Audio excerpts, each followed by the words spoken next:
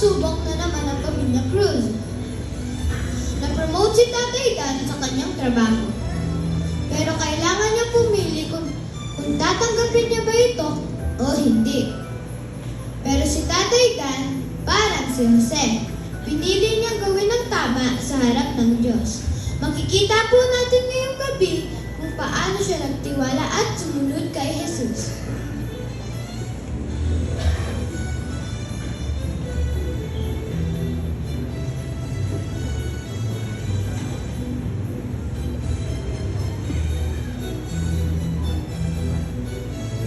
Maya-maya lang ang data. B! B!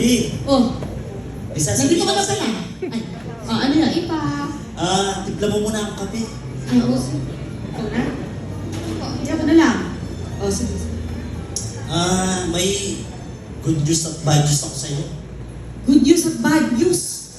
Oh, good news muna. Good news. Dito tayo. Good news. Ang good news ay may in-offer sa akin ng boss ko. Good news ka yun, di ba? Oh, ano in-offer niya? Nag-promote ka Promote ako. Praise God.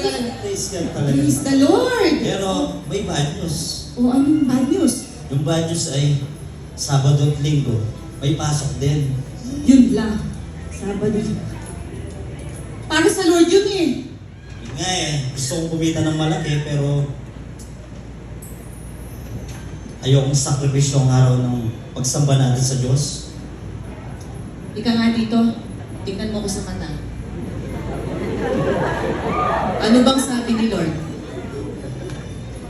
Alam mo, may mga bagay talaga sometimes, may mga bagay na, or plano ang Lord na hindi talaga natin maintindihan. Pero alam mo yung mahalaga? Sumusunod tayo sa kanyang mga salita. Piliin natin kung ano yung tama sa mata ni Lord. Tama po. Parang si Jose, di ba? Na kahit na hindi niya tunay na alam yung plano ng Panginoon, sumunod pa rin siya. Tama. Susunod lang ako sa tama. Kahit minsan mahirap. Opo, kaya pa, tawagan mo na kaya yung boss mo. Sabihin po ninyo kung ano yung napagpasyahan po ninyo.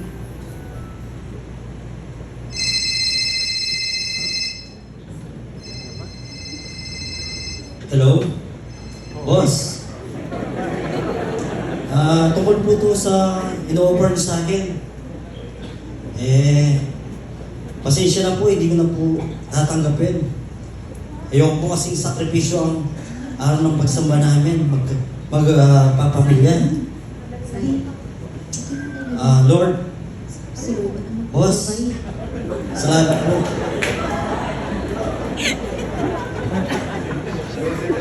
Bibitaw. Hayaan mo, B. Makikita din natin ang magandang bunga ng Diyos.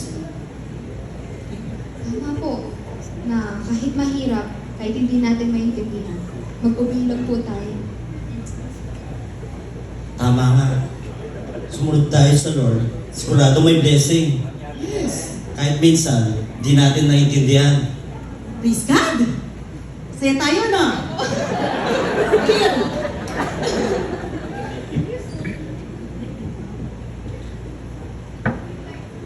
Tatay Dan ay nagpasya na sundin ang tama. Katulad ni Jose, ginawa niyang ayon sa salita ng Diyos.